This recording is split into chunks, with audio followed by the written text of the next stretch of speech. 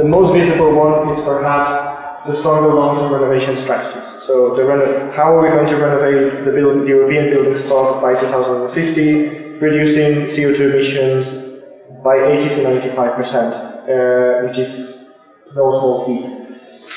There is also enhanced transparency of national building energy performance calculation methodologies. That may affect you because it will and it won't. Member states have to use the standards, the SEN standards on energy performance of buildings when they communicate to us the national calculation methodology. So they don't have to adopt the standards, they only have to use them when they speak to us. And when they do that, they have to use this series of standards. These, we hope, will bring more clarity on how energy performance is calculated, which indeed may have an impact on your products.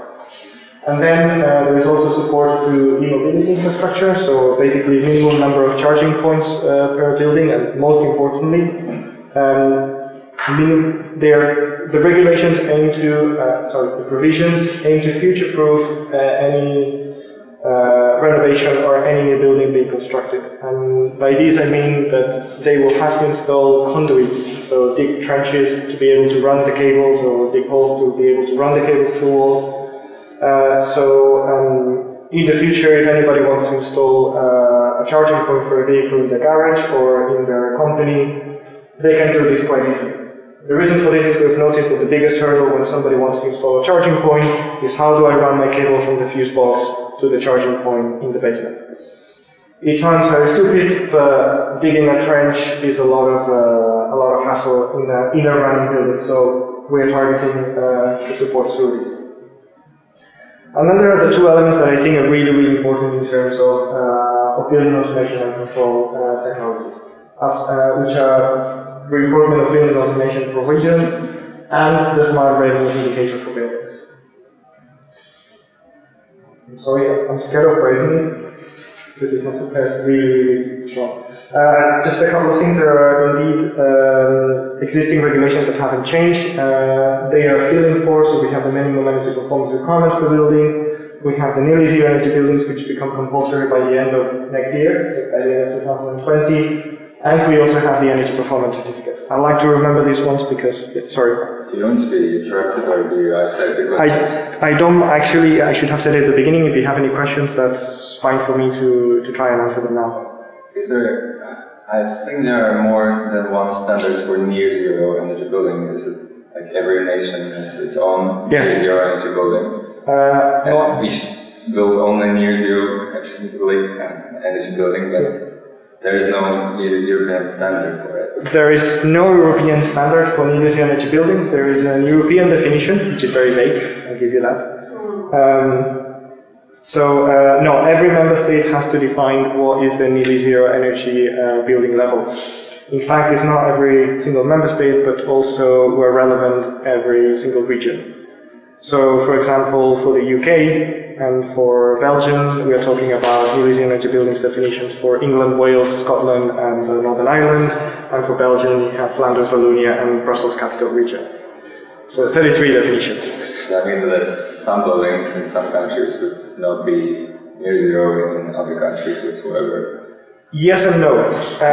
How does the EU approach this? Right, how do I explain this? Okay. This definition is linked to what we call the cost optimal methodology.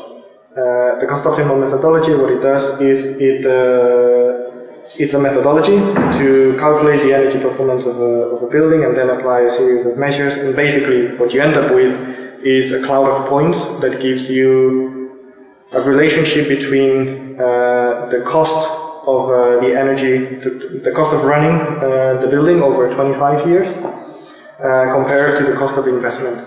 And you have to find a point which is the bottom, which is the ideal point. So the calculation of these nearly zero energy levels are linked to this cost optimal methodology. The issue is that because of climate conditions, and it's very different from Spain all the way to Finland, and it's also east to west, and it's also very, very dependent on the economic conditions of each member state, and the type of buildings and the type of infrastructure that they have, it changes from country to country. So indeed, the cost optimal level for country A may be lower than the cost optimal level for country B. What the cost optimal methodology ensures is that every single one of them is ambitious in their own right. Okay. So even if, for example, the cost optimal level for Spain is, just to put some figures on it, which I'm making up completely, if the cost optimal level for Spain is 80 kilowatt hours per square meter, and the cost optimal level for Denmark is 30 kilowatt hours per square meter, yes, Denmark is a lot lower than Spain, but because you take into account the cost optimal level, both are being ambitious. And there are limits on how much you can deviate from the cost optimal level. If you want, I can explain it later too. This is it in a nutshell. So yes, we have the minimum performance requirements, the newly energy buildings, and the energy performance certificates, which we still have to comply. Still have to.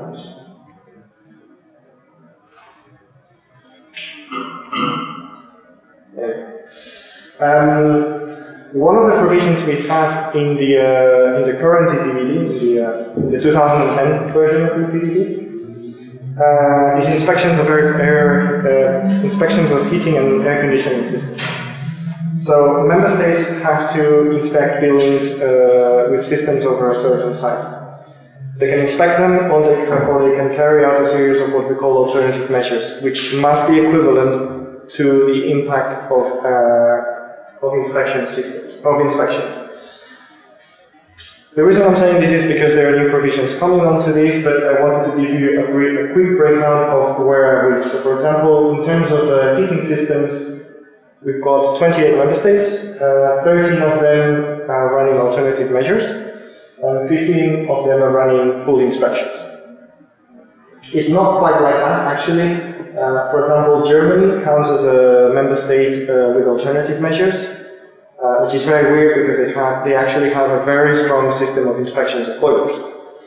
But this system of inspections is not exactly what the EPBD asks for, so they say, we call it an alternative measure, and that's it. So, yeah, but basically, about half of the member states are running alternative measures, such as advice or guidance to users, and the other half are running full inspections, where you have an inspector coming to your building, giving you an inspection report, and then you can apply the recommendations in this report. In terms of air conditioning, though, the difference is much more substantial. We have 22 member states applying inspections to air conditioning systems, and 6 member states applying only alternative measures. It's quite surprising, actually. We have member states from the south that are applying alternative measures, and also member states from the north that are applying alternative measures. It's not that the people that are from the south that have a lot of systems are already on inspections, and people from the north that only have a few air conditioning systems are applying alternative measures. It's very, very different. It really depends on the situation in each member state, and if they have any ongoing measures. Question. Sure. Those inspections you mentioned, do they concern new buildings or existing buildings? New building. Installations? Any building with a system installed over a certain size. So for 70 kilowatts you mentioned earlier? 290. Okay. Right. So we have the recast of the EPBD, which is from 2010, and then we have the revision in 2018. Just a second.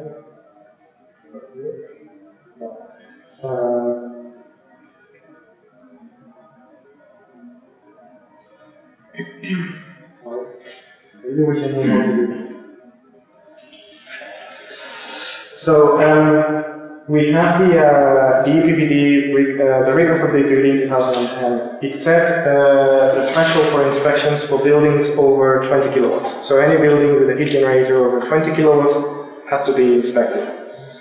In the revision of 2018, we revised these thresholds, and buildings over 70 kilowatts now need to be inspected. The reason is that the cost-benefit analysis and the burden put on the user for buildings between 20 and 70 kilowatts was deemed to be a little bit too much. So the cost of inspections, especially the burden of you having to carry out an inspection in your home ever so often, was deemed to be not as clear cut. While for buildings over 70 kilowatts is very clear, there is definitely a benefit in terms of the benefits that you get. And that is mandatory. It will be mandatory. Sorry, the 20 kilowatts are already mandatory. The 70 kilowatts will be mandatory as soon as member states do what we call the transposition. So we published the directive. The directive is published. In this case, the EPBD was published on 9th of July 2019. But the directive is just a framework. It's really just a set of guidelines and provisions that member states have to adapt into national legislation. And we call this process transposition. It's a very commission word. I don't think you can find it in the dictionary. But yeah, the EPBD is a directive, which means it just sets the general direction for member states to follow. Then, when member states have to transpose this, that's when it becomes legally binding at national level. So for now, right now, we have the EPBD from 2018, which member states are in the process of transposing. They have to do this by March 2020. And once those laws enter into force, that's when it will be effective at national level. Does that make sense? Well, the question I have is, what will you do if a member state does not transpose this directive? If a member state does not transpose the directive, then there is trouble. Yeah. There is a whole process for the Commission to follow if a member state hasn't transposed a directive. And it can be, there are various different levels of these. So, for example, if member states have to communicate to us what they have done in terms of transposition. So, what laws have they adapted, what is the text of the new law, and how does it respond to the EPBD. They send us this documentation, and we analyze it. If it doesn't respond to the EPBD, or we think it doesn't respond to the EPBD, we start a process of questions and answers with them to clearly understand what are the differences and where we think, just to confirm that indeed we think there is something wrong there. And if after this we haven't clarified it, or the member state hasn't changed their position, then we can take the member state to court. So we take it to the European Court of Justice, and the European Court of Justice can issue fines and can force member states to adopt regulations. So, but sorry? So there are penalties. There are penalties. There are no penalties from the European Union directly to the users. There are penalties from the European Union to the member state that is not in line with the EPBD. It's a difference between a directive and a regulation. In very, very broad terms, a directive has to be transposed at national level. A regulation enters into force as soon as it's approved by the European Union. So, regulations on electrical products, for example, they enter into force immediately, or they have a period of adaptation, and that's it. There is no further discussion. That's the moment where they apply.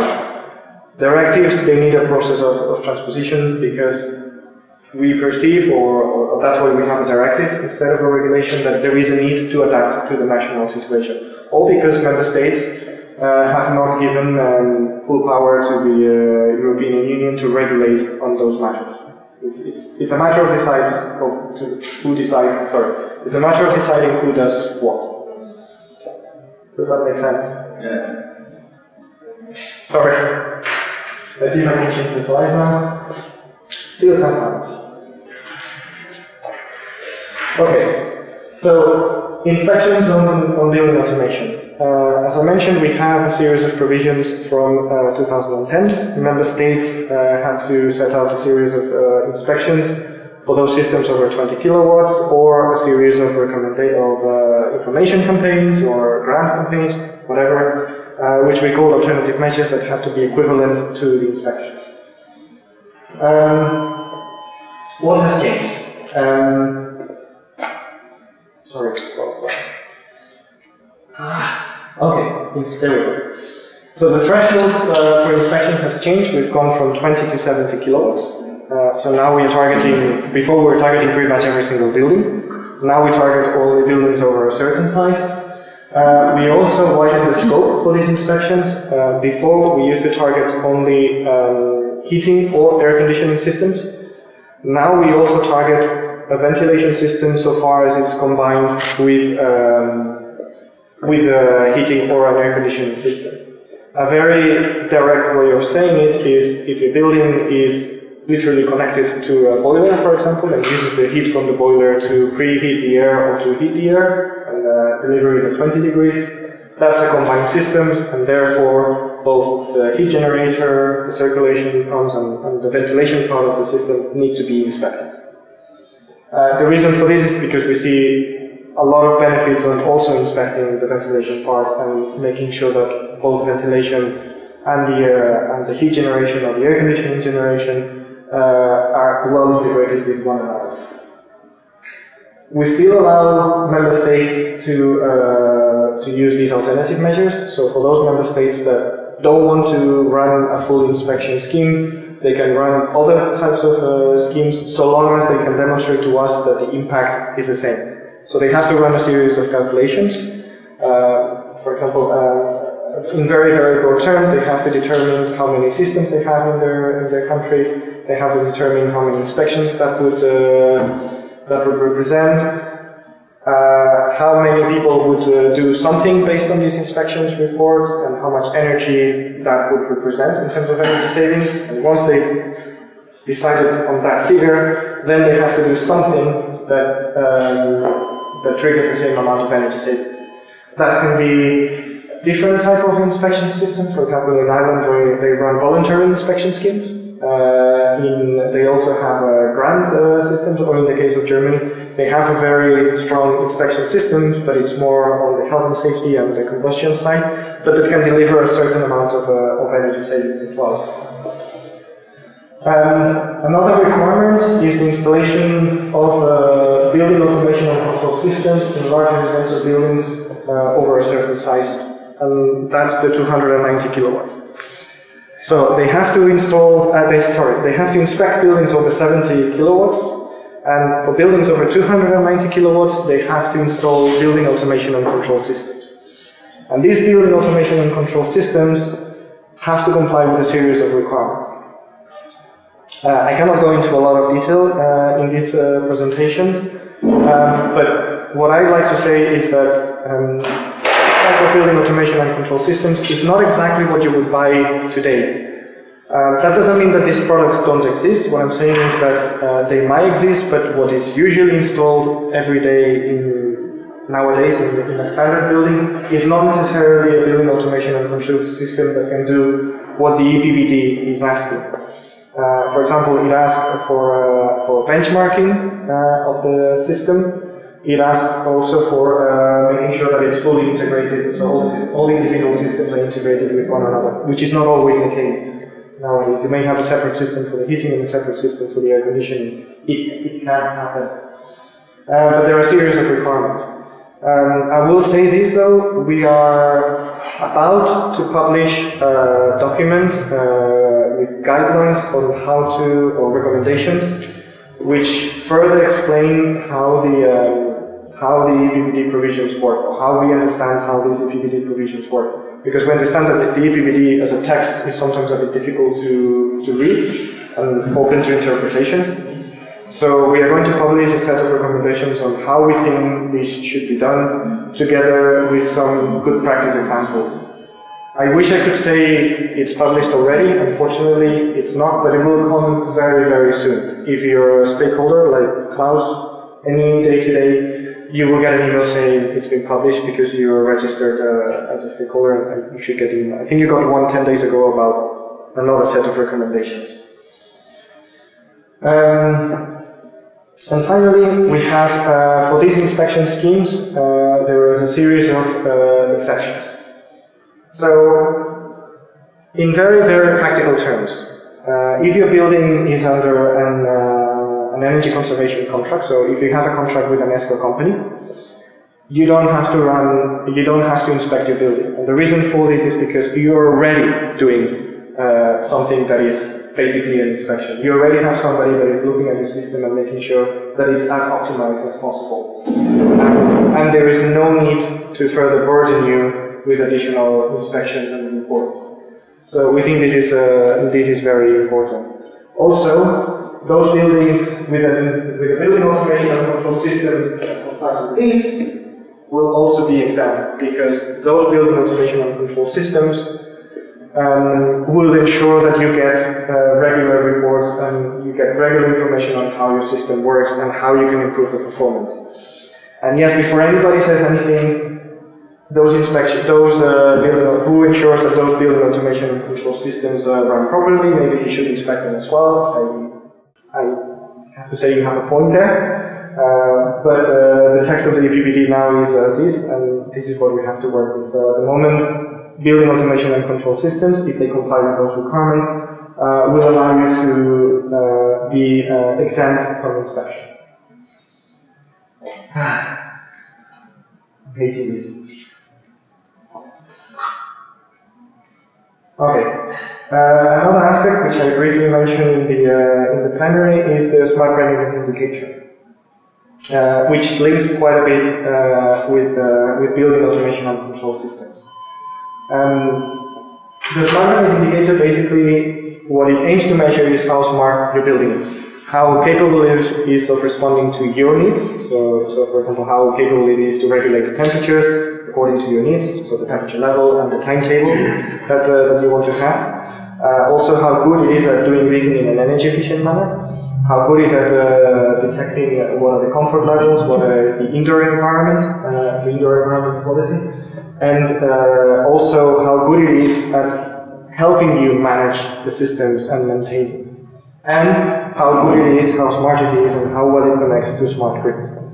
So they're developing a series of criteria to evaluate and measure all these elements. These we're doing in a series of technical studies. Sorry, I forgot your name, but Sten. He is one of the people that is running this study and is developing the smart readiness indicator for us. So if you have any question, he's the best person to ask. He knows about it a lot more than you. I will repeat what I said during the General Assembly, the plenary. They're looking for buildings to test this system, these indicators. If you have something, if you have a smart building, you may want to have a look at it. And let's see if I can pass to the next one.